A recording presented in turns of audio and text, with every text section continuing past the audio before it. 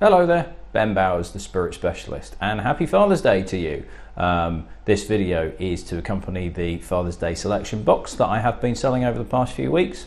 And if you were given a box by one of your loved ones, then you should consider yourself very well appreciated. So this is just a quick video to give you a bit of background information about each sample that is in the box. A lot of retailers out there do Father's Day gift sets, but it tends to focus just purely on whiskey. Not everybody likes whiskey, and a lot of people like things other than whiskey. So what I decided to do was give a selection of samples of other spirits as well, just in case there was anything that kind of took your fancy.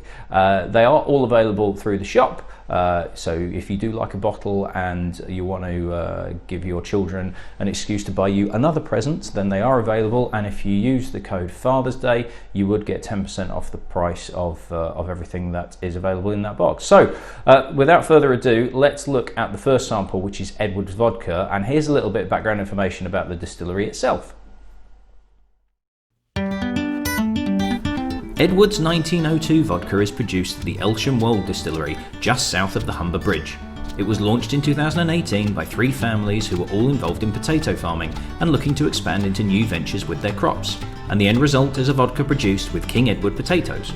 The King Edward potato dates back to 1902 and was first grown at scale in Scotter, Lincolnshire. The name commemorates the coronation of King Edward VII that very August.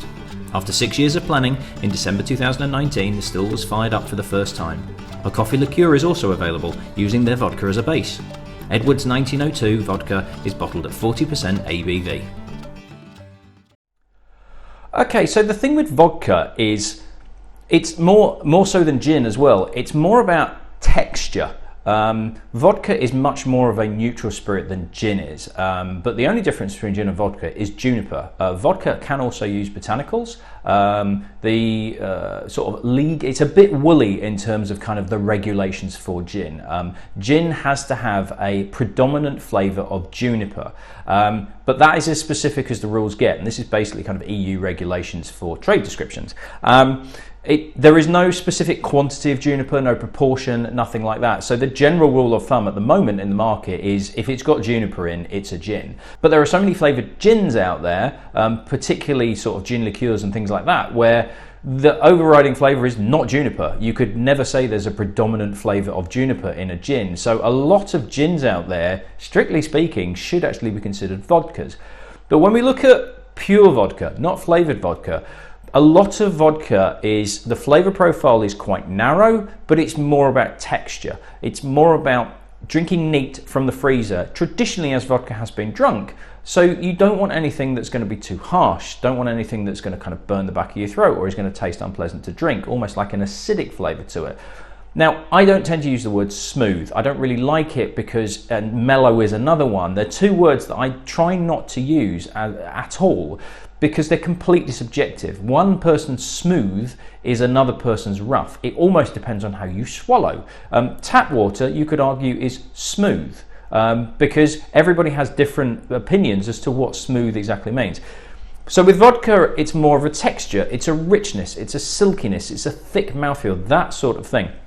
And the Edwards vodka, which I have here, I think is a really good example of a vodka that drinks brilliantly neat and also mixes very, very well in cocktails. And the texture that comes from the potatoes is what gives you an almost creamy nature. So on the nose, yes, there's not a lot. And vodka is not really about aroma. It's more about, you know, on the nose it's kind of clean, it's quite crisp. There is a kind of slightly creamy note there, but it's very difficult to kind of really delve into what you would get on an aroma on a vodka. Vodka is more about as you take it into the mouth. So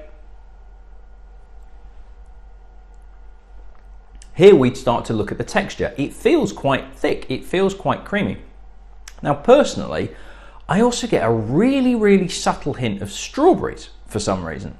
Now, that might just be me, and you can have tasting notes on the back of a label, you could have a so-called expert, and I am not an expert, I am just a very keen enthusiast, bordering nerd. In fact, not even bordering nerd, I'm well into the nerd camp.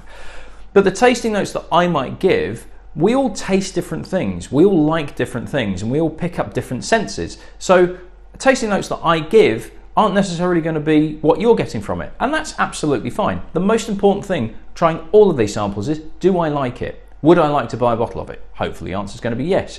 But it doesn't really matter what I say in terms of what I get flavour-wise, because you will get your own. If you are struggling, if you're just like, well, I don't really get much out of it, that's fine. And what I would recommend is actually trying different things one after the other, not in excess, of course. We do need to drink responsibly. But as you try different things, and if you try all 6 of these, pretty much one after the other, even though they are different spirits, you'll start to pick up different flavours and different contexts and be able to go like, oh right, so this is actually slightly fruitier, this is richer, this is spicier, that sort of thing. And that will actually help you kind of progress what you're being able to pick up out of it. Trying new things often is actually a great way of being able to get new, impressive sounding tasting notes, but they are all individual. So on the Edwards, I actually get a slight note of strawberries, but nobody else on earth might get that. But that's kind of why I really like it, because I have a slight fruity note to it. Now, no strawberries are used in the vodka. It's King Edward potatoes, and that's basically it. But it gives me a creamy texture that then has a slight strawberry hint that makes me feel the strawberries and cream, which I really enjoy. So I'm not going to tell you how to drink your spirits. I'm not going to tell you the best way to appreciate it. There is a very kind of like scientific route of getting the absolute most out of a flavour, but it involves a very specific glass, a white room, you not eating anything for about half an hour, and then having a dark coffee to really kind of clear your palate out. We've got better things to do with our life. Just enjoy it. If you want to put mixes in, not a problem at all. What I would suggest is with these samples is maybe just try a little bit neat first, just to get the expression of the spirit itself before you put the mixer in, whatever that may be. Coke, lemonade, iron brew, milk, coffee, whatever. It absolutely doesn't matter. It's your drink, you do what you want with it, and nobody should tell you how to drink. Yes, there are ideal ways of doing it. Personally, I tend not to put ice in it. I'll pour it from the freezer because it's that high alcohol, and most of these are. Any spirits that are above kind of like 35%, they're not going to freeze in the freezer. But whiskies actually kind of work a bit better at room temperature. But if you want to chill it, not a problem at all. If you want to put ice in it, that's fine. Not a problem. Ice does melt, so you are getting more water in, you're diluting it as the ice melts. But who am I to judge? We're all grown-ups here. We should be, anyway, because we should be over 18. So, the Edwards vodka, hopefully you like it. But like I say, it's more about texture. Now, we shall move on to the gin, the Rare Bird London Dry. So I have the bottle here. It is this one, very attractive looking bottle. Here's a bit of information about the distillery itself. The Rare Bird Distillery is based in Talbot Yard, Malton, the site of an old stable block. It was founded in 2007 by Matt and Elizabeth Stewart. Matt is a retired firefighter who wanted to evoke the summer holidays his family took to Italy and France every year. Using a copper pot still custom made to Matt's own design called Florence, named after where they would holiday every year, Rare Bird uses hibiscus, green peppercorns, orris root, elderberries, French rosemary and Italian lemons alongside classic botanicals such as coriander, cinnamon, cardamom and of course juniper. Rare Bird London Dry Gin is bottled at 42% ABV. A rhubarb and ginger gin is also available and a spiced version will hopefully be coming soon. The distillery also features a gin school where guests can select botanicals to produce their very own bespoke gin. So, as I said earlier, gin and vodka are very, very similar, but whereas vodka is more about purity and texture, gin is all about the botanicals.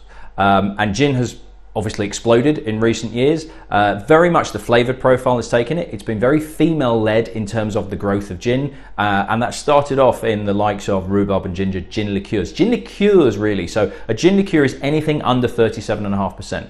The legal minimum for a gin spirit is 37.5%. With whiskies and rums, it's actually 40, but with gin, 37.5.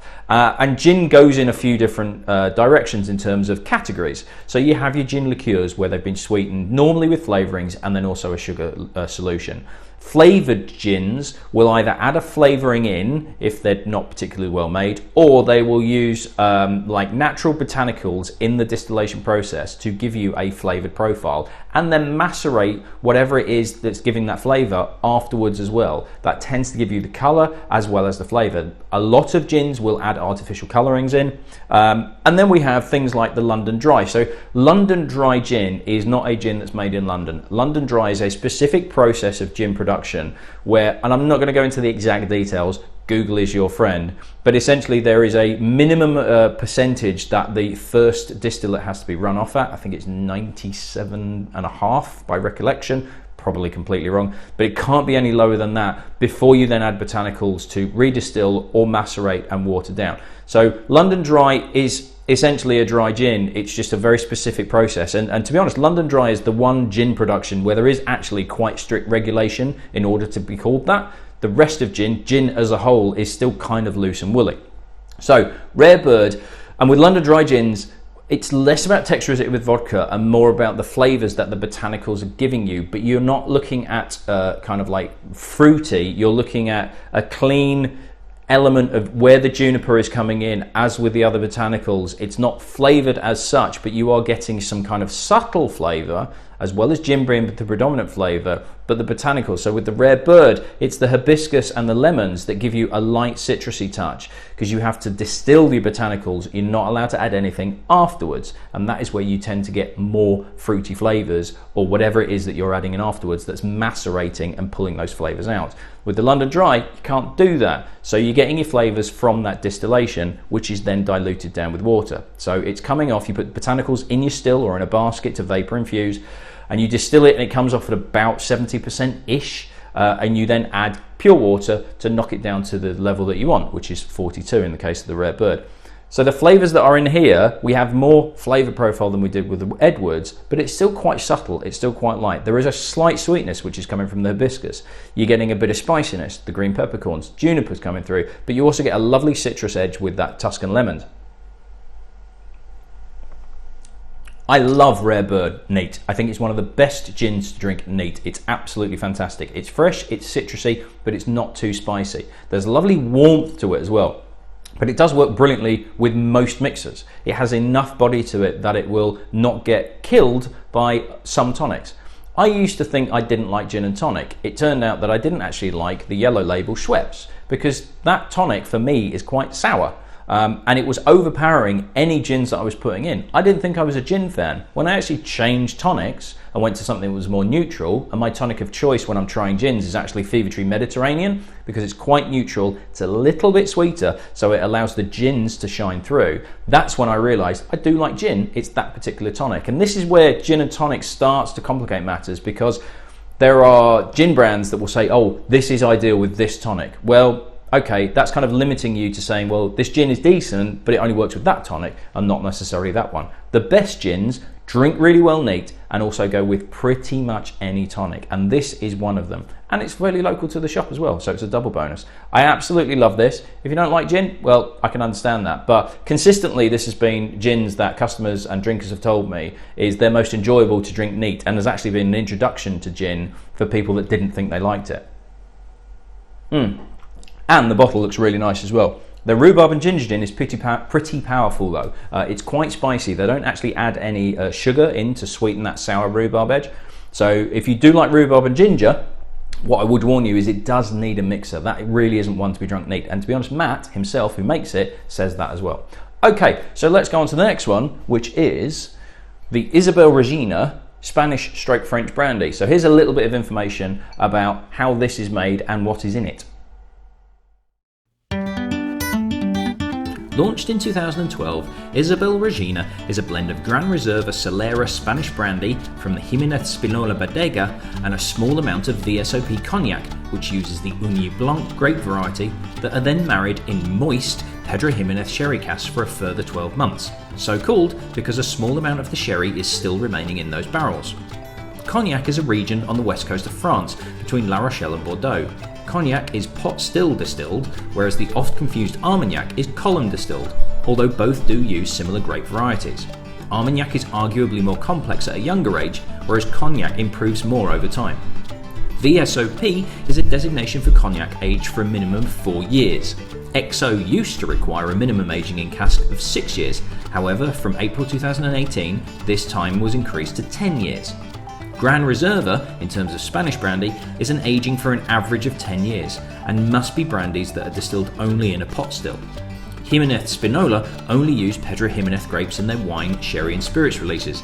This is somewhat unusual, as most Spanish brandy will be produced using ARN grapes, which is by far the most prevalent grape grown in Spain.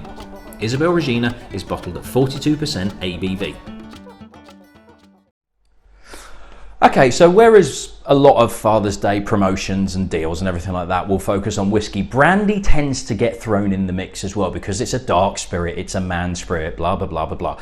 But as much as I love brandy, brandy can be quite narrow. It tends not to go in much different directions. Brandy is brandy, be it cognac, be it Armagnac, it's all kind of the same thing. And it's more about aging and the cask maturation, but they don't really muck about with casks either to really send it in a different direction. So this is one of the first brandies I had where they did something slightly different with it and it took it to a whole new level, and that is the use of those Pedro Jimenez sherry casks.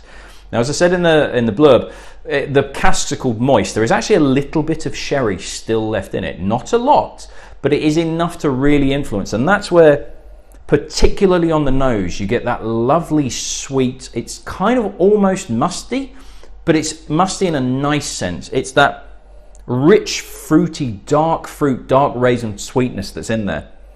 I absolutely love the nose on this, and what surprises me every time I have it, because I kind of forget, is as you take a little sip of it, there's a spiciness and an earthiness to it, particularly towards the finish, that I always forget is there. Because of the richness and the fruitiness that is on the nose and then starts on the palate, as you take it in the mouth, you do get that sherry influence. But then the spiciness starts to come through, and that's sort of the brandy then beginning to come back into the room and like poking its head out. I think this is lovely. It's more of a kind of like an autumn winter drink, but after dinner, if you're a cigar smoker, it's absolutely perfect with cigars.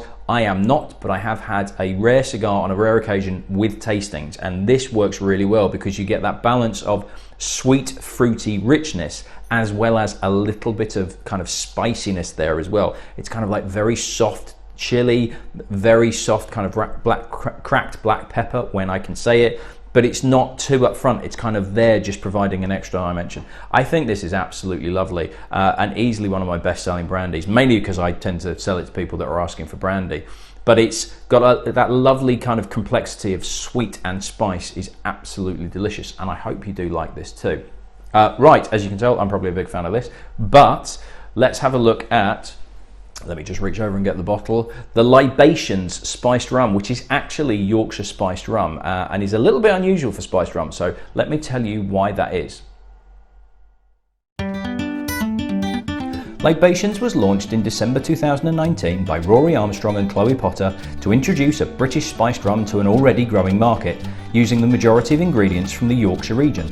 Unlike other British rum brands that transport already matured Caribbean rum into the country, Libations use a 95% alcohol-based rum spirit sourced from the Diamond Distillery in Guyana.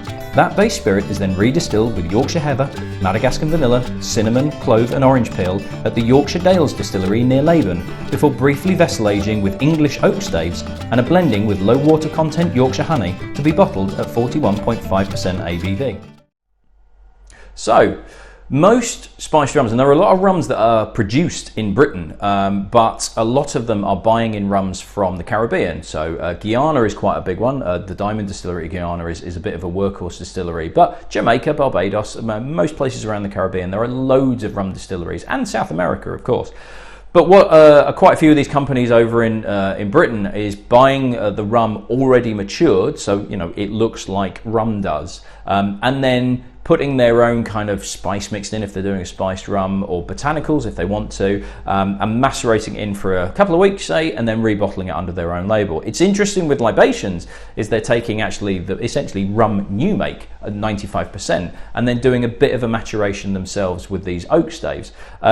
So this is you could call a Yorkshire spiced rum. They are using Yorkshire honey, Yorkshire heather. I didn't even know heather was that big in Yorkshire, but apparently it is, and I live it. Madagascar vanilla, because Yorkshire doesn't really produce vanilla just yet, and cloves. And it's the cloves that really come through initially. Maybe not so much on the nose, it's kind of there, you get that honey character as well, but particularly on the palate,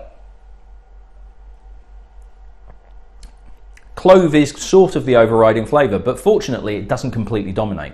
You then start to get the honey and the heather element coming through towards the finish. If it was just cloves, personally, it would probably be a little bit OTT for me. And if it was just cloves, I probably wouldn't have it on the shelf. But what I like about this is it has a nice balance of clovey spiciness, which then develops into more of a honeyed sweetness.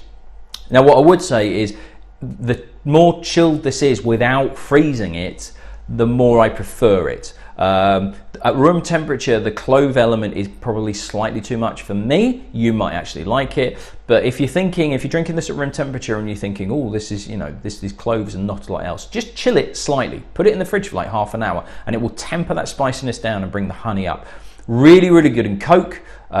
Spiced rum cocktails. There is a cocktail called the Cable Car, which is spiced rum, lemon juice, a little bit of simple syrup, but you don't need that much. But basically, that lemon juice and spiced rum element works absolutely brilliantly. Really nicely chilled in a cocktail glass is fantastic. Some of you might be thinking, cocktails, why would I want to go about that? Cocktails give you a different expression of your drinks. I've been into arguments with people that have talked about like whiskey cocktails. Well, you should be drinking it neat. That's what it's there for. Well, no, actually, you could drink it one way, or you could drink it 5, 6, 7 different ways and enjoy all of them. It really opens up some different styles of the drinks that you're enjoying. So, do try this. Not just banging it with Coke, because spiced rum and Coke is what a lot of people do, but actually try some cocktails. They're easy to make. 50 ml of Libations spiced rum, half a lemon, not even half a lemon juice, shake it with ice, get it really nicely chilled, a little bit of simple syrup, maybe even just a little kind of sprinkling of cinnamon on it, don't even need that, and get it in a cocktail glass, and it drinks really, really well. Or just lemonade. Ginger ale works really well with this as well. Ginger ale is a long drink, and if you squeeze a lime in it and then leave the lime in the highball, that is also absolutely delicious. And it's Yorkshire based, so unless you've been sent this and you're not in Yorkshire, God's own country, it's the centre of the universe, it was going to be absolutely amazing anyway. And I think this is really good. And I think the bottle looks really nice as well. I do really like what they've done in terms of that. Yes, it doesn't affect the flavour, but it does help if it looks good on the outside as well. Okay, while I'm down here, if I don't knock it over, let's move on to the next one, which is when we get into our whiskey section. And this is MACK by Mackmyra. So let me tell you all about that distillery. Mackmyra was founded in 1998 by 8 friends from the Swedish Royal Institute of Technology, who, during an annual ski trip, realised they had all brought along Scotch single malt whisky to share with each other and wondered why there was no Swedish equivalent. Mackmyra is named after a small village near Valbo, southeast of the town of Gävle. The team worked for 4 years on recipes and production techniques before building the main distillery in 2002. A second distillery named Gravity was opened 6 miles away from the original distillery in 2011. The 35-metre high building utilises 7 floors to move the production process down from the top floor where the barley is delivered. Milling, mashing, fermentation and distillation take place on each lowering level, which saves considerable energy. It uses 45% less than the original distillery, and the business continues to work on saving even more. The master distiller is Angela D'Orazio, who was originally a brand ambassador for Glenmorangie before joining Mackmyra in 2002 as part of a tasting panel for developing recipes.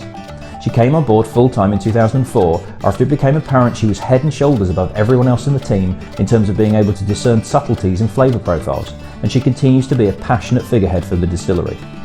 Mackmyra is a very experimental brand and regularly releases bottlings matured or finished in different types of casks.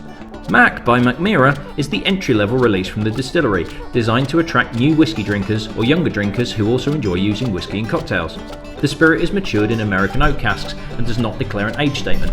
It's chill filtered to prevent a hazy look when chilled, and colouring is added to maintain a consistent look throughout batches. It's bottled at 40% ABV. So there might be some of you thinking, oh, Swedish single malt, I'm not too sure about this. The world whiskies outside of Scotland, Ireland and America are going great guns at the moment, and whereas in the early days, sort of like 20-30 years ago, a lot of new distilleries were opening around the world and trying to emulate Scotch because that was the dominating category in the market. What a lot of distilleries now are doing is going, no, we're going to make our own whiskey, we're going to have our own identity. And MACK was one of the first distilleries to do that, to really go, we're not going to try and emulate Scotch, we're not going to try and emulate Irish or American, we are going to make Swedish whiskey. What is our Swedish whiskey house style?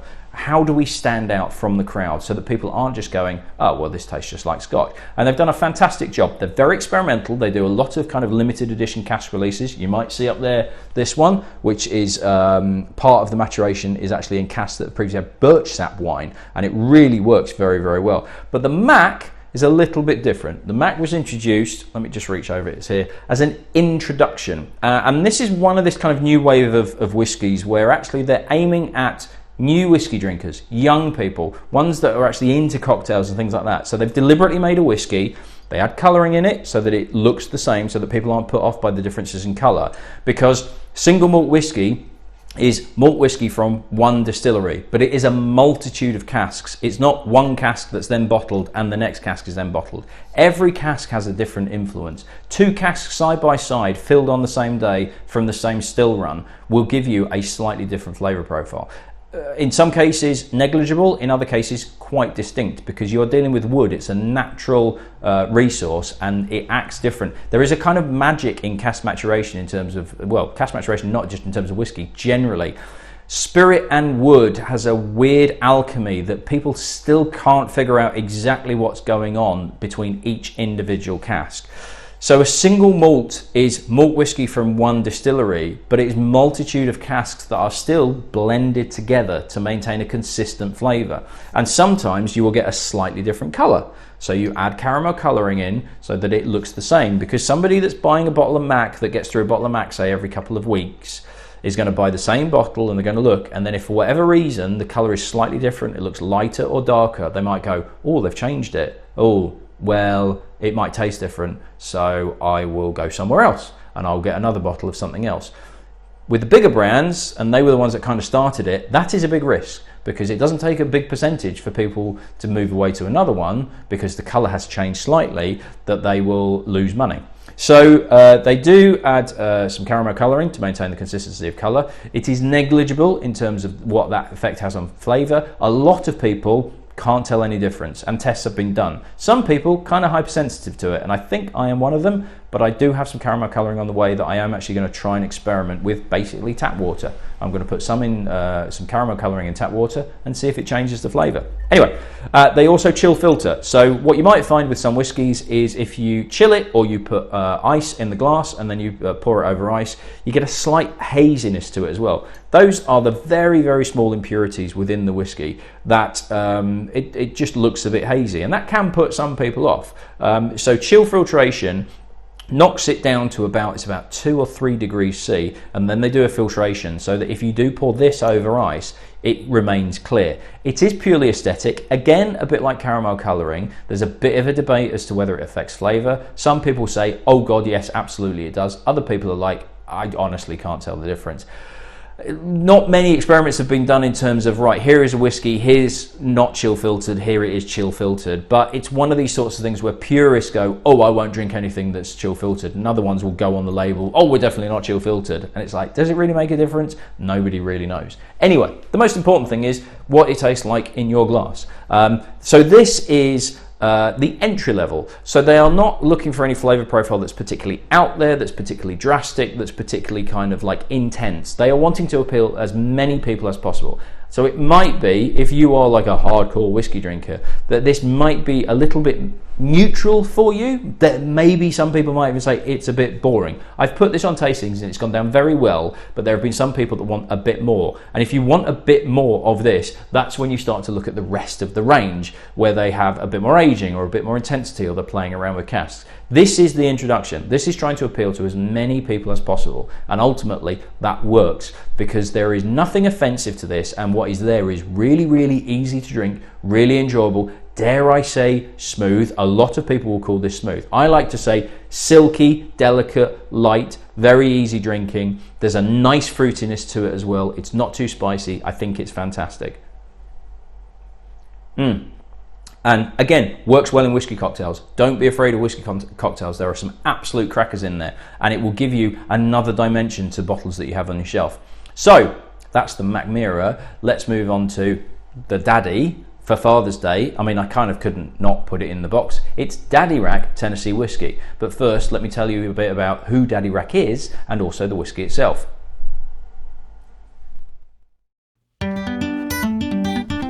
Daddy Rack Tennessee Whiskey is named after J. Arthur Rackham, who has spent over 50 years in the drinks industry since starting as an apprentice with the Camus family in Cognac in 1968.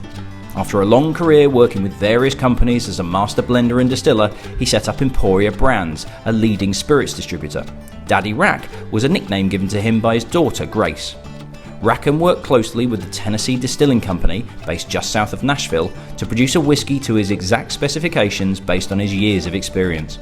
The mash bill is a combination of 80% corn, 10% rye, and 10% malted barley, with the corn sourced from farmers who are all based within 50 miles of the distillery. Distillation takes place initially in a copper pot still, before a second run through a doubler still. Similar to Jack Daniels, the spirit is filtered through maple charcoal staves, known as the Lincoln County process. Unlike standard Jack Daniels, however, Rackham requested a second, lighter filtration to increase the presence of lighter, fruitier notes. The Lincoln County process means it could not be called bourbon even if it wanted to, but whereas bourbon could be produced anywhere in the USA, Tennessee whiskey has to be produced in that state. The spirit was then matured in virgin American oak barrels with a light char for 3 years before bottling in batches of 20 casks at a time at 40% ABV. No colouring or any other flavourings were added. So, Tennessee whiskey, and most people will have heard of Jack Daniels. So, the most famous Tennessee whiskey that's out there, arguably one of the most famous whiskies full stop, particularly from America.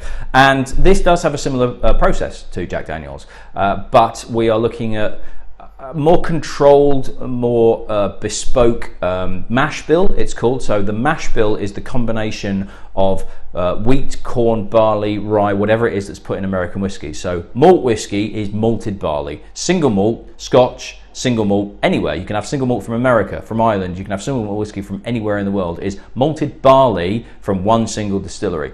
American whiskey tends to do things slightly differently. So bourbon has quite strict regulations on. It has to be a minimum of 51% corn in your mash bill, and it has to be matured in casks that haven't had anything else in beforehand. Scotch whiskey tends to be matured in casks that have previously had sherry or port or bourbon whiskey as well, and that's mainly because sherry casks and port casks, which were the early days, were coming over from Spain and Portugal. They were landing in Scotland, being bottled up. The casks were basically left, and it was more by accident that illicit distillers were hiding their spirit within these casks, coming back to them later on and finding that actually, if you left it in a cask and it interacted with the wood, it was improving the flavour and you would get some colour. As bourbon whiskey started to grow, bourbon is, the regulation is it has to be virgin oak. So it is a brand new oak cask that is charred on the inside to a certain degree, and the more you set fire to the inside of it, the more char you get in. It starts to look like an alligator skin almost. That allows the spirit to kind of seep into the wood and actually pull out more of those flavours, and that adds to that colouring as well. So if you don't add caramel colouring into it, you still get this colour from the cask itself, and that's also helping with the flavours, the maturation.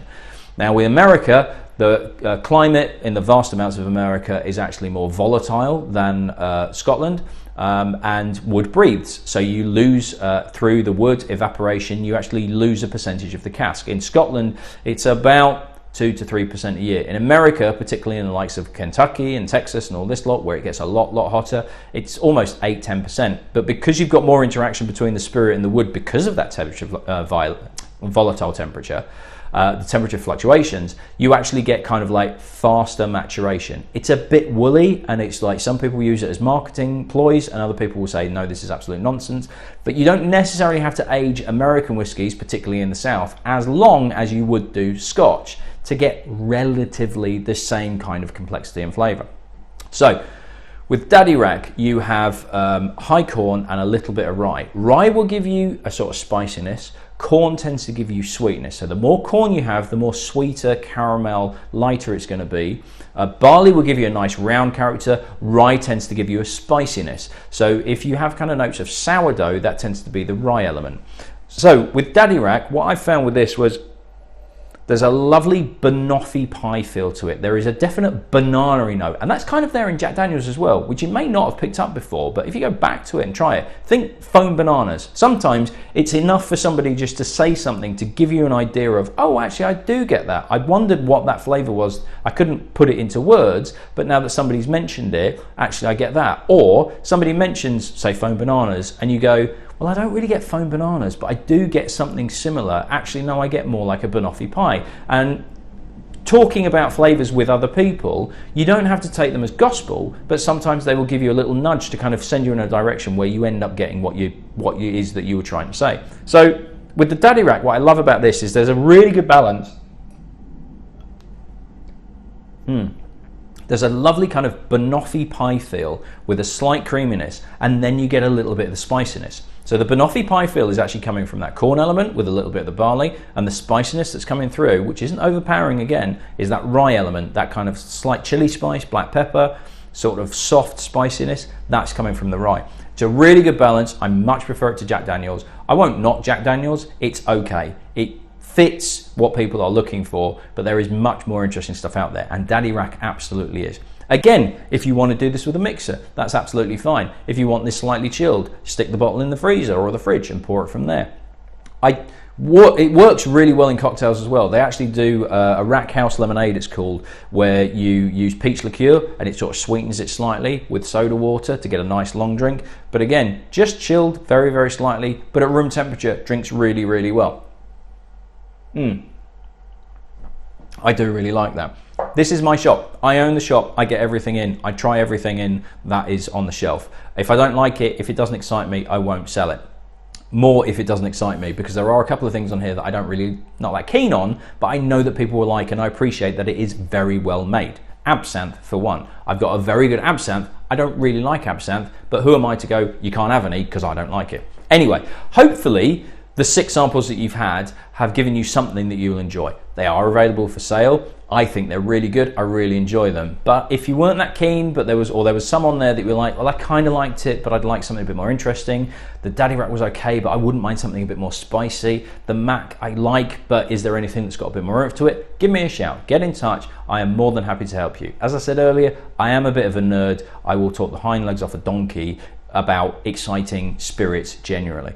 But if you've enjoyed these are available for sale. If you're wanting to try anything else, do get in touch. Happy Father's Day to you. I hope you get treated like a king or queen. If you are a mum with no father around and doing the same job, you're very much appreciated. That is me. Hopefully that was of some use, and hopefully I'll see you in the shop very soon. Cheers.